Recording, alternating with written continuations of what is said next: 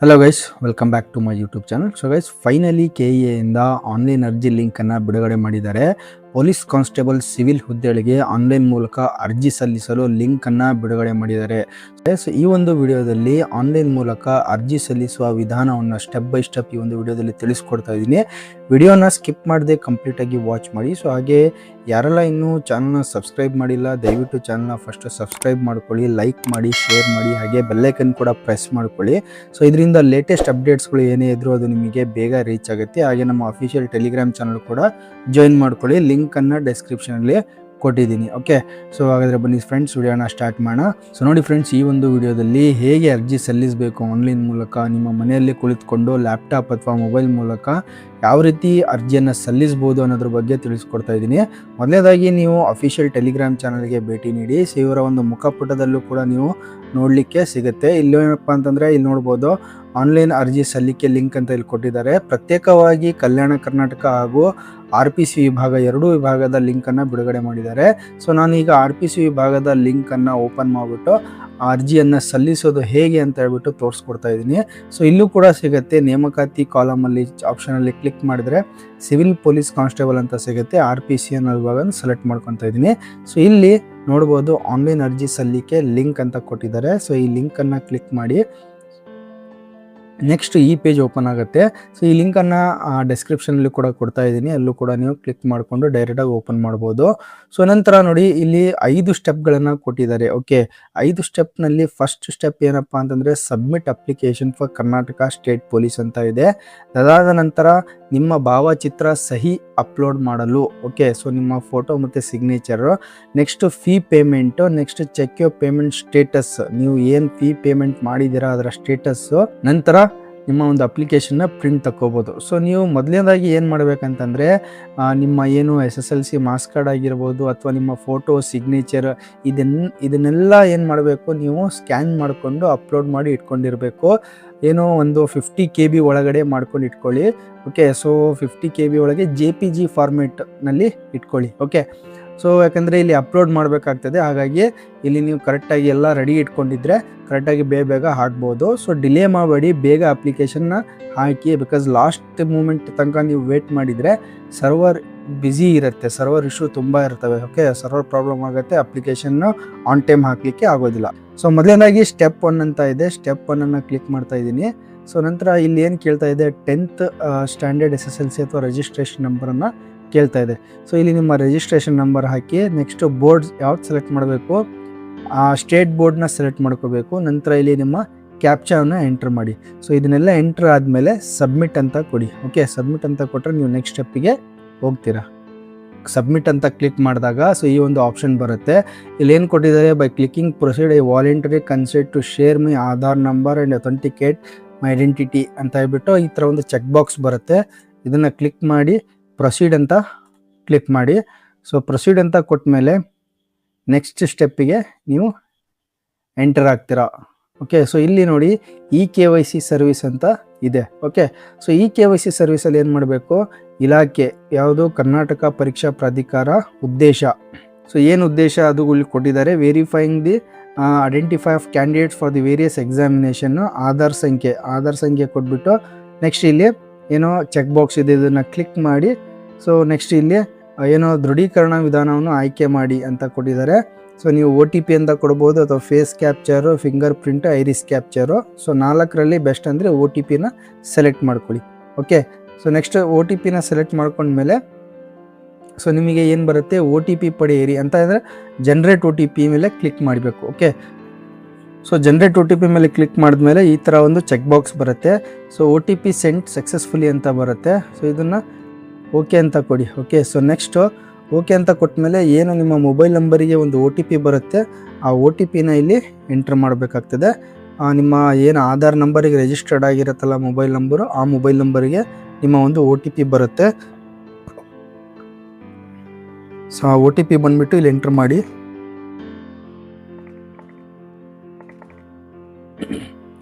ನಂತರ ಸಬ್ಮಿಟ್ ಅಂತ ಕೊಡಿ.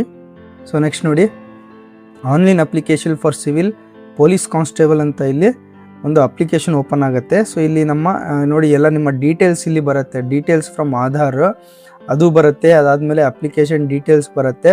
ಸೊ ಇಲ್ಲಿ ಅಪ್ಲಿಕೇಶನ್ ಡೀಟೇಲ್ಸಲ್ಲಿ ನೀವೇನು ಸೆಲೆಕ್ಟ್ ಯುವರ್ ಪೋಸ್ಟ್ ಅಂತ ಕೊಟ್ಟಿದ್ದಾರೆ, ಹುದ್ದೆಯನ್ನು ಆಯ್ಕೆ ಮಾಡ್ಕೋಬೇಕು, civil police constable. Next select the commissionerate and district applying. So ಯಾವ ಡಿಸ್ಟಿಕ್ಕಿಂದ ನೀವು ಅಪ್ಲೈ ಮಾಡ್ತಾ ಇದ್ದೀರಾ ಆ ಡಿಸ್ಟಿಕ್ನ ಇಲ್ಲಿ ಸೆಲೆಕ್ಟ್ ಮಾಡ್ಕೋಬೇಕು. ನಂತರ ಸೊ ನಾನಿಲ್ಲಿ ಬೆಂಗಳೂರು ಸಿಟಿನ ಸೆಲೆಕ್ಟ್ ಮಾಡ್ಕೊತಾ ಇದ್ದೀನಿ. ಅಪ್ಲಿಕೆಂಟ್ ಫುಲ್ ನೇಮು SSLCಯಲ್ಲಿ ಏನಿದೆ ಅದೇ ಥರ ಇಲ್ಲಿ ಡಿಸ್ಪ್ಲೇ ಆಗುತ್ತೆ. ಸೊ ನಿಮ್ಮ father name, mother name, gender, ಆಮೇಲೆ ರಿಸರ್ವೇಷನ್ ಕೆಟಗರಿ ಇಂಪಾರ್ಟೆಂಟ್. ನಿಮ್ಮದು ರಿಸರ್ವೇಷನ್ ಇದ್ದರೆ ಇಲ್ಲಿ ಯಾವ್ದು ರಿಸರ್ವೇಷನ್ ಇದೆ ಆ ರಿಸರ್ವೇಷನ್ನ ಸೆಲೆಕ್ಟ್ ಮಾಡ್ಕೊಳ್ಳಿ. ಸೆಲೆಕ್ಟ್ ಮಾಡ್ಕೊಂಡ್ಮೇಲೆ ಇಲ್ಲಿ RD ನಂಬರ್ ಕೇಳುತ್ತೆ. ಇದು ಯಾವುದಪ್ಪ ಅಂತಂದರೆ RD ನಂಬರ್ ನಿಮ್ಗೆ ಯಾವ್ದು ಬರುತ್ತೆ ಅದನ್ನು ಇಲ್ಲಿ ನೀವು ಕೊಡಬೇಕಾಗ್ತದೆ. Okay, so RD number enter ಮಾಡಿದರೆ ಮಾತ್ರ ಇಲ್ಲಿ ತಗೊಳ್ಳೋದು ರಿಸರ್ವೇಷನ್ನು, otherwise it will not take. Okay, so next ನಿಮ್ಮ ಡೇಟ್ ಆಫ್ ಬರ್ತ್ನ ವೆರಿಫೈ ಮಾಡ್ಕೊಳ್ಳಿ. ಆಲ್ರೆಡಿ ಇದರಲ್ಲಿ ಬಂದಿರುತ್ತೆ. ಸೊ ಅದಾದಮೇಲೆ ಏಜ್ ಬಂದಿರುತ್ತೆ ಅದೇ. ಓಕೆ, ಸೊ ಅದಾದಮೇಲೆ ಪರ್ಮನೆಂಟ್ ಅಡ್ರೆಸ್ಸು, ಸೊ ನಿಮ್ದು ಏನು ಅಡ್ರೆಸ್ ಇದೆ ಅದು ಕೂಡ ಇಲ್ಲಿ ಕೊಡಿ. So next whether permanent address and communication address is same. So ಎರಡೂ ಕೂಡ ಸೇಮ್ ಇದ್ದರೆ ಎಸ್ ಅಂತ ಕೊಡಿ, ಇಲ್ಲ ಅಂತಂದರೆ ನೋ ಅಂತ ಕೊಡಿ. ಸೊ ನೋ ಅಂತ ಕೊಟ್ಟರೆ ಮತ್ತು ಇನ್ನೊಂದು ಅಡ್ರೆಸ್ ನೀವು ಫಿಲಪ್ ಮಾಡಬೇಕಾಗ್ತದೆ. Okay, communication ಅಡ್ರೆಸ್ಸಿಗೆ. ಸೊ ಹಾಗಾಗಿ ನಾನು ಇಲ್ಲಿ ಸೇಮ್ ಅಡ್ರೆಸ್ನ ಸೆಲೆಕ್ಟ್ ಮಾಡ್ಕೊತಾ ಇದ್ದೀನಿ. So next address for communication ಅಂತ ಕೊಟ್ಟಿದ್ದಾರೆ. ಸೊ ಅದು ಕೂಡ ಅಷ್ಟೇ. Okay, so in case same ಇದ್ದರೆ ಒಂದು ಎಸ್ ಅಂತ ಸೆಲೆಕ್ಟ್ ಮಾಡ್ಕೊಳ್ಳಿ, ಇದನ್ನು ಫಿಲಪ್ ಮಾಡೋ ಅವಶ್ಯಕತೆ ಇರೋದಿಲ್ಲ. ಅದಾದಮೇಲೆ mobile number, email ID. So ನೀವು ವಿವಾಹಿತರೇ, ಗ್ರಾಮೀಣ ಅಭ್ಯರ್ಥಿ, ಕನ್ನಡ ಮಾಧ್ಯಮ, ಯೋಜನಾ ನಿರಾಶ್ರಿತರು, ಎಕ್ಸ್ ಮಿಲಿಟರಿ ಪರ್ಸನ್ನು, ಆಮೇಲೆ ರಿಲ್ಯಾಕ್ಸೇಷನ್ನು ಯಾವುದು ಏನಾದರೂ ಒಂದು ಏಜ್ ರಿಲ್ಯಾಕ್ಸೇಷನ್ಗೆ ನೀವು ಅವೈಲ್ ಮಾಡ್ತಾ ಇದ್ದರೆ ಅದು ಕೂಡ ಇಲ್ಲಿ ಸೆಲೆಕ್ಟ್ ಮಾಡ್ಕೋಬೋದು. ನಂತರ ನಿಮ್ಮ ಒಂದು ರಿಜಿಸ್ಟ್ರೇಷನ್ ನಂಬರ್ ಬರುತ್ತೆ, ಕ್ವಾಲಿಫಿಕೇಷನ್ ಏನು ಅದು ಬರುತ್ತೆ, PUC ಅಂತ ಸೆಲೆಕ್ಟ್ ಮಾಡ್ಕೊಳ್ಳಿ. ಆಮೇಲೆ ಇಲ್ಲಿ PUC ರಿಜಿಸ್ಟ್ರೇಷನ್ ನಂಬರ್ ಎಂಟರ್ ಮಾಡಿ. So PUC passed month and year. So ಯಾವ ಮಂತಲ್ಲಿ ನೀವು ಪಾಸ್ ಆಗಿದ್ದೀರಾ ಇಯರ್, ಅದೇ ರೀತಿ ಸೆಲೆಕ್ಟ್ ಇಯರ್, ಇಲ್ಲಿ ಸೆಲೆಕ್ಟ್ ಇಯರ್ ಕೂಡ ನೀವು ಮಾಡ್ಕೋಬೇಕು. ಅದಾದ ನಂತರ ಬೇಸಿಕ್ ಎವ್ಯಾಲ್ಯೂಯೇಷನ್, ಪರ್ಸೆಂಟೇಜ್ ಇದ್ದರೆ ಪರ್ಸೆಂಟೇಜ್, CGPA ಇದ್ದರೆ CGPA. ಓಕೆ, ಸೊ ಬೇಸಿಕ್ಲಿ ನಮ್ಮ ಕರ್ನಾಟಕ ಸ್ಟೇಟ್ ಬೋರ್ಡು ಅಂದರೆ ಏನೊಂದು CBSE ಸಿಲೆಬಸ್ ಬಿಟ್ಟು ಸ್ಟೇಟ್ ಸಿಲೆಬಸ್ ಓದಿರೋದೆಲ್ಲ ಪರ್ಸೆಂಟೇಜಲ್ಲಿ ಬರುತ್ತೆ. ಕೆಲವೊಬ್ರದ್ದು CGPA ಕೂಡ ಬರುತ್ತೆ. ಸೊ ಆ್ಯಸ್ ಪರ್ ಯುವರ್ ಏನು SSLC ಮಾರ್ಕ್ಸ್ ಕಾರ್ಡಲ್ಲಿ ಏನು ಕೊಟ್ಟಿದ್ದಾರೆ ಅದನ್ನು ಇಲ್ಲಿ ಎಂಟ್ರ್ ಮಾಡಿ. ಅದಾದಮೇಲೆ certificate obtain from the board or organisation, ಪ್ರಮಾಣ ಪತ್ರ ಪಡೆದ ಮಂಡಳಿ ಅಥವಾ ಸಂಸ್ಥೆಯ ಹೆಸರು, ಯಾವ ಒಂದು ಮಂಡಳಿ ಅಥವಾ ಸಂಸ್ಥೆ ಯಾವುದು ಇದು ನಿಮ್ಮ ಸ್ಕೂಲ್ ನೇಮನ್ನು ಎಂಟ್ರ್ ಮಾಡಿದ್ರು ನಡೆಯುತ್ತೆ. ಓಕೆ, ಸೊ ಅದಾದ ಮೇಲೆ ನೀವು ರಾಜ್ಯ ಕೇಂದ್ರ ಸರ್ಕಾರಿ ಸೇವಕರಾಗಿದ್ದೀರಿ. ಸೊ ಎಸ್ ಇದ್ದಲ್ಲಿ ಎಸ್, ನೋ ಇದ್ದಲ್ಲಿ ನೋ. ಸೊ ನಿಮ್ಮ ಆಧಾರ್ ನಂಬರ್ ಲಾಸ್ಟ್ ಏನು 4 ಡಿಜಿಟ್ ಇದೆ ಅದು ಆಲ್ರೆಡಿ ಡಿಸ್ಪ್ಲೇ ಆಗುತ್ತೆ, ವೆರಿಫೈ ಮಾಡ್ಕೊಳ್ಳಿ ಒಂದ್ಸಲ. ಸೊ ಆಮೇಲೆ claiming in service, CAR, DAR, KSRP, IRB ಇದಿದ್ದರೆ ಎಸ್ ಅಂತ ಕೊಡಿ, otherwise no. Forest area, tribal person ಇದ್ದರೆ yes or no. Height, so ನಿಮ್ಮ ಹೈಟ್ ಎಷ್ಟಿದೆ ನೋಡಿ, ಮ್ಯಾಂಡೇಟ್ರಿ ಹೈಟ್ ಎಷ್ಟಂತ ಆಲ್ರೆಡಿ ನೋಟಿಫಿಕೇಷನಲ್ಲಿ ಕೂಡ ನಾನು ತಿಳಿಸಿದ್ದೀನಿ, ಅದ್ರ ಪ್ರಕಾರನೇ ಕೊಡಿ. ನಿಮ್ಮ ಚೆಸ್ಟ್ ಎಷ್ಟು ಸೆಂಟಿಮೀಟ್ರ್ ಇರಬೇಕು ಅಳತೆ ಮಾಡಿಕೊಂಡು ಅದು ಕೊಡಿ. ಸೊ ರಿಕ್ವೈರ್ಮೆಂಟ್ ಎಷ್ಟು ಇರಬೇಕು ಅಂತ ಹೇಳ್ಬಿಟ್ಟು ನೋಟಿಫಿಕೇಷನಲ್ಲಿ ಕೊಟ್ಟಿದ್ದಾರೆ, ಅಷ್ಟು ಕಂಪಲ್ಸರಿ ಇರಲೇಬೇಕು. ಆ ಬೇಸ್ ಮೇಲೆ ನೀವು ಹೈಟು ಮತ್ತು ಚೆಸ್ಟ್ನ ನಿಮ್ಮ ಅಳತೆ ಕೊಡಿ. ಆಮೇಲೆ have you passed Kannada subject in 10th SSLC, PUC or any higher level. ನೋಡಿ, ಇದು ನಿಮಗೆ ಎಕ್ಸಾಮ್ಷನ್, ಇದು ವೆರಿ ವೆರಿ ಇಂಪಾರ್ಟೆಂಟು. ಕನ್ನಡ ಎಕ್ಸಾಮಿಗೆ ಎಕ್ಸಾಮ್ಷನ್ ಬೇಕಂದರೆ ಇಲ್ಲಿ ನೀವು ಕರೆಕ್ಟಾಗಿ ಆಪ್ಷನ್ನ ಸೆಲೆಕ್ಟ್ ಮಾಡ್ಕೋಬೇಕು. So have you passed in Kannada subject in 10th SSLC, PUC any higher level, yes ಅಂತ ತಗೊಳ್ಳಿ. ಓಕೆ, ಅದಾದಮೇಲೆ have you pass compulsory Kannada examination from KE, KPSC any other examination authority. KE ಅಥವಾ KPSCಯಿಂದ ಹಿಂದಿನ ಒಂದು ಏನು ನೇಮಕಾತಿಗಳಿಗೆ ಏನಾದರೂ ನೀವು ಕಂಪಲ್ಸರಿ ಕನ್ನಡ ಎಕ್ಸಾಮ್ ಬರೆದು ಅಲ್ಲಿ ಉತ್ತೀರ್ಣರಾಗಿದ್ದರೂ ಕೂಡ ಇಲ್ಲಿ ಎಸ್ ಅಂತ ಕೊಡಿ. ಸರ್ಟಿಫಿಕೇಟ್ ನಂಬರ್ ಕೇಳ್ತಾರೆ, ಹಾಕಬೇಕಾಗ್ತದೆ. ಓಕೆ, ಇನ್ ಕೇಸ್ ಕೇಳಲ್ಲ ಕೆಲವೊಂದರಲ್ಲಿ. ಓಕೆ, ನಿಮ್ಮ ವಾರ್ಷಿಕ ಆದಾಯ ಎಂಟರ್ ಮಾಡಿಬಿಟ್ಟು ನಂತರ ಚೆಕ್ ಬಾಕ್ಸ್ನ ಕ್ಲಿಕ್ ಮಾಡಿಬಿಟ್ಟು ಸೊ ಪ್ರಿವ್ಯೂ ಅಂತ ಕೊಡಬೇಕು. ಓಕೆ, ಸೊ ನೋಡಿ ಗೈಸ್, ಈ ಥರ ಎಲ್ಲ ಡೀಟೇಲ್ಸ್ನ ಫಿಲಪ್ ಮಾಡಬೇಕು. ಫಿಲಪ್ ಮಾಡಿಬಿಟ್ಟು ಲಾಸ್ಟಿಗೆ ಏನು ಮಾಡಬೇಕು, ಸಬ್ಮಿಟ್ ಅಂತ ಪ್ರಿವ್ಯೂ ಅಂತ ಆಪ್ಷನ್ ಇದೆ. ಪ್ರಿವ್ಯೂ ಅಂತ ಆಪ್ಷನ್ ಇದೆ. ಸೊ ಪ್ರಿವ್ಯೂ ಅಂತ ಏನಂದರೆ ನೀವು ಹಾಕಿರೋ ಏನು ಡೀಟೇಲ್ಸ್ ಇದೆ ಏನಿದೆ ಎಲ್ಲ ಕರೆಕ್ಟ್ ಇದೆಯಲ್ಲ ಅಂತ ಹೇಳ್ಬಿಟ್ಟು ಕ್ರಾಸ್ ಚೆಕ್ ಮಾಡಲಿಕ್ಕೆ ಪ್ರಿವ್ಯೂ ಆಪ್ಷನ್ನ ಕೊಟ್ಟಿದ್ದಾರೆ. ಸೊ ಇಲ್ಲಿ ನಿಮ್ಮ ಏನು ರಿಸರ್ವೇಷನ್ ಕೆಟಗರಿ, ಸೊ ನಿಮ್ಮ RD ನಂಬರ್ ಹಾಕಿದ ತಕ್ಷಣ ನಿಮ್ಮ ಎಲ್ಲ ಡೀಟೇಲ್ಸ್ ಬರುತ್ತೆ ಇಲ್ಲಿ. ಓಕೆ, ಆಟೋಮೆಟಿಕ್ಕಾಗಿ ಫೆಚ್ ಆಗುತ್ತೆ. ಅದೇ ರೀತಿ ಪರ್ಮನೆಂಟ್ ಅಡ್ರೆಸ್ ಕೂಡ ಅಷ್ಟೇ, ನೀವು ಪರ್ಮನೆಂಟ್ ಅಡ್ರೆಸ್ ಇಲ್ಲಿ ಸೆಲೆಕ್ಟ್ ಮಾಡಿಕೊಂಡು ಇಲ್ಲಿ ಕಮ್ಯುನಿಕೇಷನ್ ಅಡ್ರೆಸ್ ಎಸ್ ಅಂತ ಕೊಟ್ಟರೆ ಅದು ಕೂಡ ಆಟೋಮೆಟಿಕ್ ಸೆಲೆಕ್ಟ್ ಆಗುತ್ತೆ. ಸೊ ಅದಾದ ನಂತರ ಏನು ನಿಮ್ಮ ಒಂದು ಪಿ ಯು ಸಿ ಕ್ವಾಲಿಫಿಕೇಷನ್ ಕೂಡ ಕೇಳುತ್ತೆ. ಇಲ್ಲೂ ಅಷ್ಟೇ P U C qualification enter ಮಾಡಿದ್ಮೇಲೆ ನಿಮ್ಮ ರಿಜಿಸ್ಟ್ರೇಷನ್ ನಂಬರ್ನೇ ನೀವು ಎಂಟರ್ ಮಾಡಿದಾಗ ಸೊ ಆಟೋಮೆಟಿಕ್ಕಾಗಿ ಇದು ಕೂಡ ನಿಮ್ಮ ಟೋಟಲ್ ಮಾರ್ಕ್ಸು ಪರ್ಸೆಂಟೇಜು ಪ್ರತಿಯೊಂದನ್ನು ಇಲ್ಲಿ ಫೆಚ್ ಮಾಡ್ಕೊಳ್ಳುತ್ತೆ. ಅದಾದ ನಂತರ ಏನು ರಿಮೈನಿಂಗು ಡೀಟೇಲ್ಸ್ ಏನಿದ್ದಾವೆ ಅಂದರೆ ಕ್ಲೇಮಿಂಗಿಗೆ ಅಂದರೆ ರಿಸರ್ವೇಷನ್ ಕ್ಲೇಮ್ ಮಾಡ್ಕೊಳ್ಳಿಕ್ಕೆ ಏನಾದರೂ ಡೀಟೇಲ್ಸ್ ಇದಕ್ಕೆ ಏನೇನು ಕೇಳಿದ್ದಾರೆ ಅದು ನೀವು ಇಲ್ಲಿ ಸೆಲೆಕ್ಟ್ ಮಾಡಿಕೊಂಡು ಆನ್ಯುವಲ್ ಇನ್ಕಮ್ ಎಂಟರ್ ಮಾಡಿಬಿಟ್ಟು ಚೆಕ್ ಬಾಕ್ಸ್ನ ಕ್ಲಿಕ್ ಮಾಡಿ ಸೊ ನೆಕ್ಸ್ಟ್ ಇಲ್ಲಿ ಪ್ರಿವ್ಯೂ ಅಂತ ಕ್ಲಿಕ್ ಮಾಡಬೇಕು. ಸೊ ಇಲ್ಲಿ ಪ್ರಿವ್ಯೂವಲ್ಲಿ ಏನಪ್ಪ ಅಂತಂದರೆ ಎಂಟೈರ್ ಅಪ್ಲಿಕೇಶನ್ ಡಿಸ್ಪ್ಲೇ ಆಗುತ್ತೆ. ಸೊ ಇಲ್ಲಿ ನೋಡ್ಬೋದು ಎಲ್ಲ ಡಿಸ್ಪ್ಲೇ ಆಗ್ತಾ ಇದೆ, ಏನೇನು ಡೀಟೇಲ್ಸ್ನ ಫಿಲಪ್ ಮಾಡಿದ್ದೀರಾ ಅಂತ ಬಿಟ್ಟು ಒಂದ್ಸಲ ಕ್ರಾಸ್ ಚೆಕ್ ಮಾಡಿಬಿಟ್ಟು ಏನಾದರೂ ಚೇಂಜಸ್ ಮಾಡೋದಿದ್ರೆ ಎಡಿಟ್ ಆಪ್ಷನ್ ಮೇಲೆ ಕ್ಲಿಕ್ ಮಾಡಿ. ಸೊ ಏನು ಚೇಂಜಸ್ ಇಲ್ಲ ಅಂತ ಅಂದ್ಕೊಂಡ್ರೆ ಸೊ ನೆಕ್ಸ್ಟ್ ಏನು ಮಾಡಿ ಅಂತಂದರೆ ನೆಕ್ಸ್ಟು ಇಲ್ಲಿ ಕ್ಯಾಪ್ಚಾ ಕೋಡ್ ಕೊಟ್ಟಿದ್ದಾರೆ. ಸೊ ಕ್ಯಾಪ್ಚಾ ಕೋಡ್ ಹಾಕಿಬಿಟ್ಟು ಸಬ್ಮಿಟ್ ಅಂತ ಕ್ಲಿಕ್ ಮಾಡಿ. ಓಕೆ, ರಿಜಿಸ್ಟ್ರೇಷನ್ ಸಕ್ಸಸ್ಫುಲ್ ಅಂತ ಇಲ್ಲಿ ಕಡೆ ಬರುತ್ತೆ, ನಿಮ್ಮ ಅಪ್ಲಿಕೇಶನ್ ಐ ಡಿ ಬರುತ್ತೆ. ಸೊ ನಿಮ್ಮ ಅಪ್ಲಿಕೇಶನ್ ಐ ಡಿಯ ಒಂದು ಫೋಟೋ ತಕ್ಕೊಳ್ಳಿ. So just for your reference. Okay, so ಒಂದು ಫೋಟೋ ತಕ್ಕೊಂಡು ಸೊ ನೆಕ್ಸ್ಟ್ ಏನು ಮಾಡಿ ಗೋ ಟು ಹೋಮ್ ಪೇಜ್ಗೆ ಕ್ಲಿಕ್ ಮಾಡಿ. ಸೊ ನೆಕ್ಸ್ಟ್ ಫಸ್ಟ್ ಸ್ಟೆಪ್ ಇಲ್ಲಿಗೆ ಕಂಪ್ಲೀಟ್ ಆಗಿದೆ.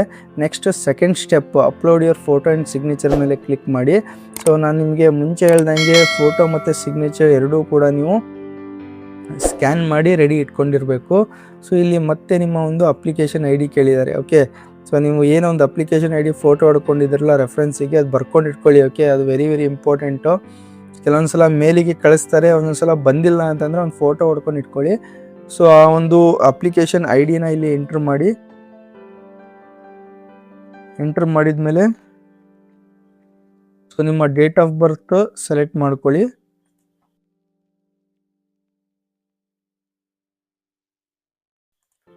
ಸೊ ಈ ಥರ ಡೀಟೇಲ್ಸ್ನೆಲ್ಲ ಫಿಲಪ್ ಮಾಡಿಬಿಟ್ಟು ಸಬ್ಮಿಟ್ ಅಂತ ಕ್ಲಿಕ್ ಮಾಡಿ.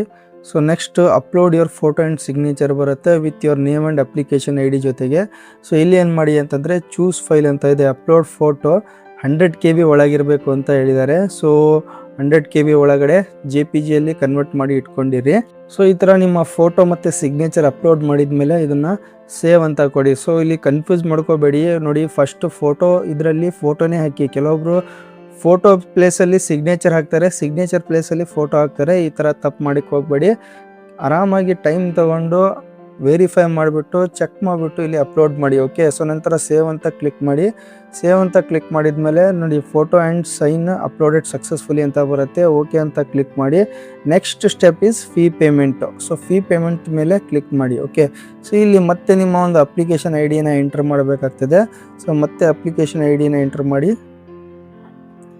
ಮತ್ತೆ ಅಪ್ಲಿಕೇಶನ್ ಐ ಡಿ ಎಂಟ್ರ್ ಮಾಡಿ. ಅದಾದಮೇಲೆ date of birth captcha submit ಅಂತ ಕೊಟ್ಟು ನೆಕ್ಸ್ಟು ಫೀ ಪೇಮೆಂಟಿಗೆ ಹೋಗ್ತೀರಾ. ನೋಡಿ ನೆಕ್ಸ್ಟ್ ಸಬ್ಮಿಟ್ ಅಂತ ಕ್ಲಿಕ್ ಮಾಡಿದ ಮೇಲೆ ನೀವು ಪೇಮೆಂಟ್ ಆಪ್ಷನ್ಗೆ ಬರ್ತೀರಾ. ಇಲ್ಲಿ ನೋಡ್ಬೋದು ಕರ್ನಾಟಕ ಎಕ್ಸಾಮಿನೇಷನ್ ಅಥಾರಿಟಿ ಅಂತ. ಸೊ ನೀವು ಕಾರ್ಡ್ ಥ್ರೂ ಪೇಮೆಂಟ್ ಮಾಡ್ತಾ ಇದ್ದೀರಾ, net banking, NEFT, RTGS, UPI. So ನಿಮ್ಮ ಗ್ರ್ಯಾಂಡ್ ಟೋಟಲು ಇಲ್ಲಿ ಕೊಟ್ಟಿದೆ ನೋಡಿ, 750 rupees ಅಂತ ಕೊಟ್ಟಿದ್ದಾರೆ ಟೋಟಲ್ಲು. ಸೊ ನೆಕ್ಸ್ಟ್ ನೀವು ಕಾರ್ಡ್ ಮುಖಾಂತರ ಮಾಡ್ತಾ ಇದ್ರೆ ಕಾರ್ಡ್ ಮುಖಾಂತರ ಹಾಕ್ಬೋದು.